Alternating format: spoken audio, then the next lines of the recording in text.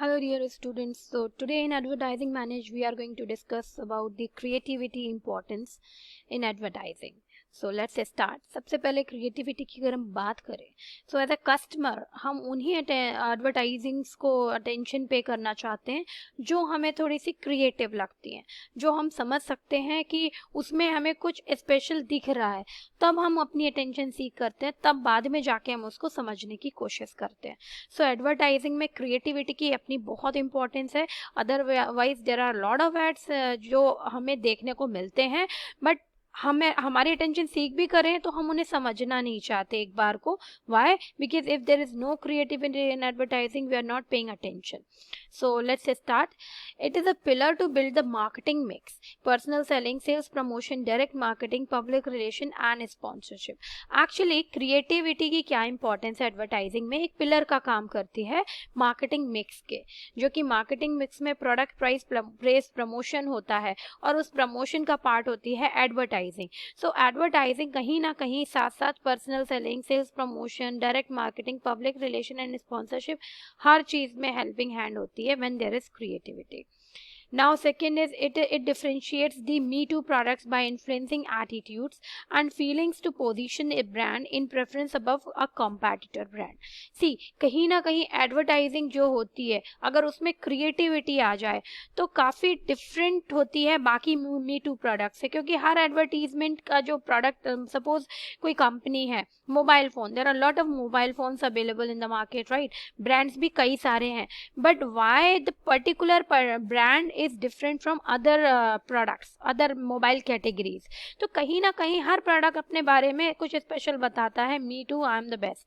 That means कि वो कहीं ना कहीं क्रिएटिविटी अगर एडवर्टीजमेंट में प्रोवाइड कर देगा एडवर्टाइजर अपने प्रोडक्ट के साथ, तो वो बाकी प्रोडक्ट से डिफरेंट एटीट्यूड का एक इन्फ्लुएंस रखती है कस्टमर के माइंड में, व्यूअर के माइंड में. And feelings to position in the brand in preference among a competitor brand. So उस पर्टिकुलर एड को अगर उसमें क्रिएटिविटी है तो बाकी कंपेटिटर के ब्रांड्स के कंपैरिजन में कस्टमर और ऑडियंस ज़्यादा ध्यान से देखती है और समझती है. Next, it provides knowledge, thereby stimulates thinking. जो क्रिएटिविटी है एडवर्टाइजिंग में अगर होती है तो ये कस्टमर को नॉलेज प्रोवाइड करती है, जिसकी वजह से कस्टमर सोचने पर मजबूर होता है प्रोडक्ट के बारे में. It can persuade, be relevant and meaningful. It can B persuaded, relevant and meaningful. And yes, of course, creativity का मतलब है कि वो परसुएडिंग होना चाहिए, कन्विंसिंग होना चाहिए एडवर्टीजमेंट, एंड रेलिवेंट होना चाहिए सो दैट कस्टमर कनेक्ट हो सके उससे और उसको समझ में आए कि उसका क्या मतलब है, क्या बेनिफिट्स हैं, इसके लिए क्या यूजेस हैं, right? Next, it facilitates purchase and trial. Yes, of course, कहीं ना कहीं एडवर्टाइजिंग एक परचेज एंड ट्रायल फैसिलिटेट करती है कस्टमर के माइंड में, कहीं ना कहीं लॉयलिटी का जनरेट करती है. सो इट क्रिएट कस्टमर्स जो कि लॉयल हों. It transforms boring ads to interesting ad. Generally as a public, as a audience, as a viewer हम एड्स को स्विच कर जाते हैं. जैसे ही चैनल पर ऐड आते हैं, जैसे ही फेसबुक में ऐड आते हैं, जैसे यूट्यूब में ऐड आते हैं, स्किप ऐड का भी ऑप्शन होता है तो हम क्लिक कर देते हैं. सो कहीं ना कहीं अगर एड क्रिएटिव होता है so we are bound to see more ad, ठीक है? And creative ads achieve objectives. Yes, of course, company का सोल ऑब्जेक्टिव है कि उसके इमीडिएट सेल हो एडवर्टीजमेंट की. सो कहीं ना कहीं क्रिएटिव एड्स एक अचीवमेंट अचीव करने के लिए, एक ऑब्जेक्टिव अचीव करने के लिए हेल्प करते हैं कंपनी की. एक एग्जाम्पल के लिए you can see this ad, KitKat. Somewhere there is no KitKat in this particular ad, but the bench is painted like half wrapper. So if somebody is watching this particular scene or view, they can consider about was Nestle KitKat. So this is a very good example of the creativity here. Next, we are going to discuss very important topic, that is media planning. What do you know about media planning? See, जब हम media planning की बात करते हैं तो कहीं ना कहीं एक एडवर्टाइज़र मीडिया प्लानिंग में ये डिसाइड कर रहा होता है कि कौन से मीडिया को हमें चूज़ करना है, क्या प्लान करना है, कैसे प्लान करना है, सो दैट कस्टमर तक वो पहुंच सके. So media planning is just all about to reach to the right people with the right message at the right time. सही समय पर सही लोगों के पास और सही पब्लिक के साथ, सही ऑडियंस के पास, राइट। तो सही समय पर सही मैसेज के साथ पब्लिक के पास पहुंचना is all about media planning. जो एडवर्टीजमेंट ऐड बना रहा है वो क्या क्या मीडियम्स हैं जिसके थ्रू एक ऐड एक ऑडियंस तक पहुंचा सकता है, इन सारी चीज़ों की planning is about media planning. So let's start. Media planning process has a core aim to create advertising campaign that reaches the intended audience with the compelling message and the minimum amount of wastage. यानी media planning एक ऐसा process है जिसका core M है एक advertisement campaign को create करना जिससे कि वो पहुंच सके अपने टारगेट ऑडियंस के पास with the compelling message, interesting message, और बिना किसी अमाउंट को वेस्ट किए हुए। That's why planning is here, क्योंकि सब कुछ प्री एडवांस में डिसाइड किया जा रहा है, how to give the advertisement, what may be the medium and how to reach to the target customer. So the job of media planning is to determine the best combination of media to achieve the marketing campaign objectives, right? Media planning का एक ही job है कि best combination of media select करना जिससे कि marketing campaign को objective को पूरा किया जा सके। In the process of planning the media planner need to answer questions. तो एक प्लानर जब भी मीडिया प्लानिंग की बात करता है उसके माइंड में सच क्वेश्चंस जो हैं वो होने चाहिए और होते हैं। पहली चीज़, determine the use of time and space. That means कि क्या समय पर, किस जगह पर, कैसे उस पर्टिकुलर ऐड को दिखाना है, यानी कितने कितने फ्रीक्वेंसी में दिखाना है और किस समय पे दिखाना है। सिलेक्शन ऑफ मीडिया, कौन से मीडियम के थ्रू वो प्लेस करना है ad, whether it can be newspaper, it can be TV, it can be radio, it can be internet. So वो मीडियम कौन सा होगा एंड टारगेट ऑडियंस कौन होंगे हमारे, वो बहुत इंपॉर्टेंट क्वेश्चन है। द टारगेट ऑडियंस जो पहले ही डिसाइड करती है कंपनी कि हमें किसको फोकस करना है, वेदर बच्चों के लिए वो ऐड है, बड़ों के लिए वो ऐड है, हाउसवाइफ्स के लिए वो ऐड है, तो किसके लिए वो ऐड है, टारगेट ऑडियंस कौन होंगे, सो दैट अप्रोप्रिएट मीडियम्स जो वो ज़्यादा यूज़ करते हो उस मीडियम को सिलेक्ट किया जाए उस टारगेट ऑडियंस तक पहुंचने के लिए, right? So this was all about the media planning. Now the development of media plan, ये long answer type question में आता है। So plan just like a process है development इसका। जैसे सबसे पहले कंपनी क्या स्टडी करती है, मार्केट एनालिसिस करती है और उसमें आइडेंटिफाई करती है कि who are the target audience, हमारा टारगेट मार्केट क्या है। सपोज अगर मैं बात करूँ आपको कि चॉकलेट का बच्चों का अगर हमें टारगेट है, हमारे बच्चे हैं, चॉकलेट का वो ऐड है तो हमारा टारगेट ऑडियंस किड्स हो गए, राइट।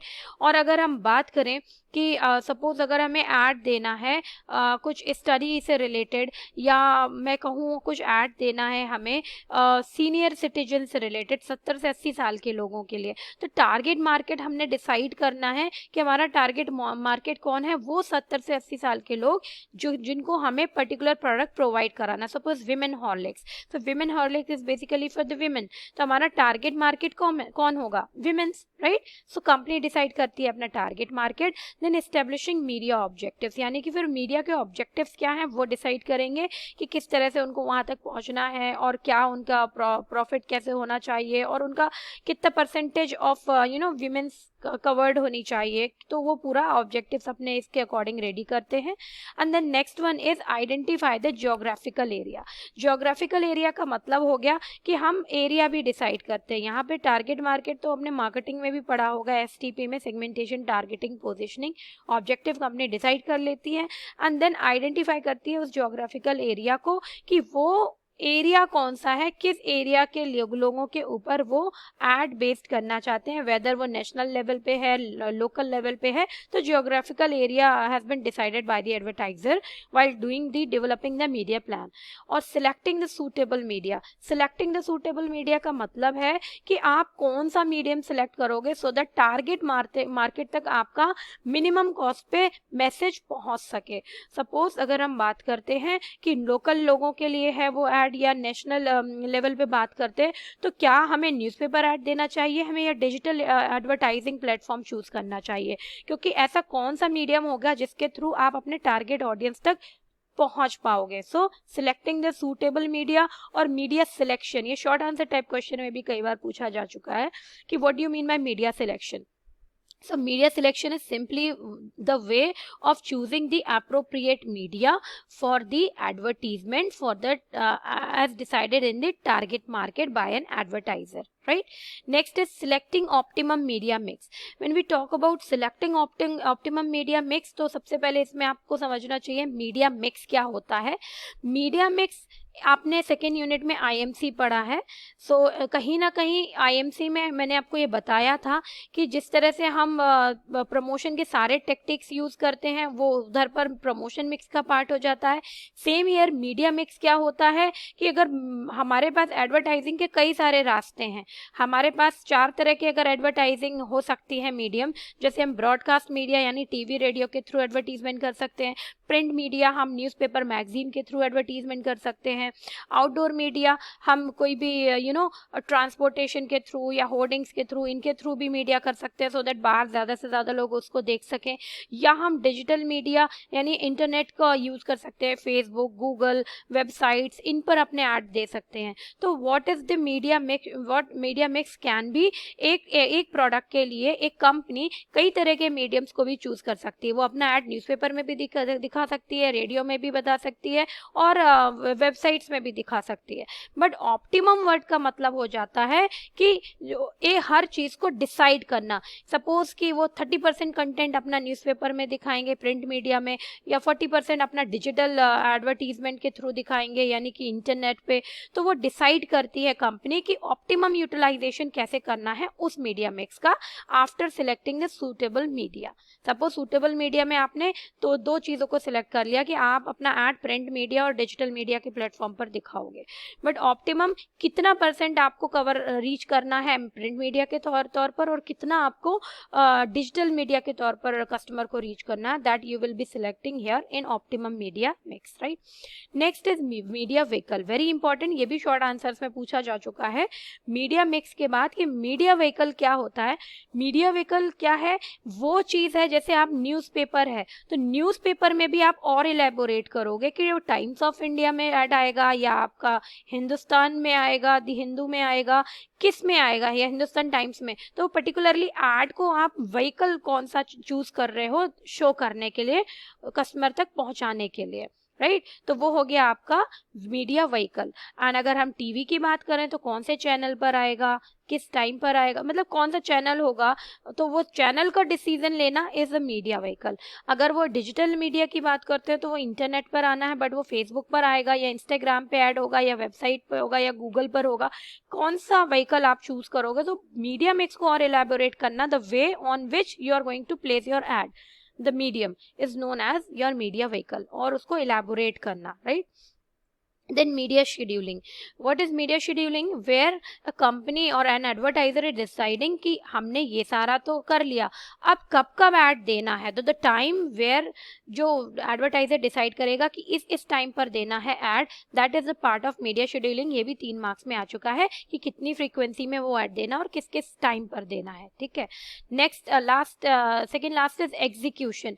एग्जीक्यूशन सी जैसे हर प्रोसेस का पार्ट होता है लास्ट के, हमने आइडेंटिफाई कर लिया टारगेट मार्केट, नंबर 1. नंबर 2 हमने ऑब्जेक्टिव्स डिसाइड कर लिया. नंबर 3 हमने ज्योग्राफिक रीजन डिसाइड कर लिया. एंड नंबर 4 हमने सिलेक्ट कर लिया.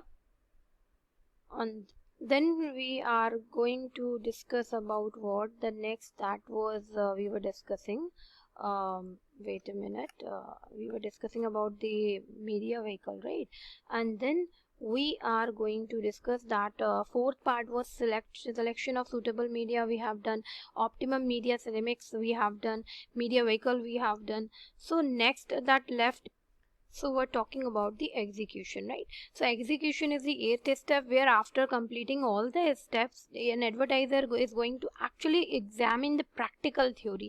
यहाँ तो advertiser ने सब कुछ plan किया है, but after planning each and every step advertiser क्या करता है, execute करता है, exactly practical approach follow करता है, advertising देना शुरू करता है. and then जब वो आने लगता है advertisement, then last is follow up and evaluation.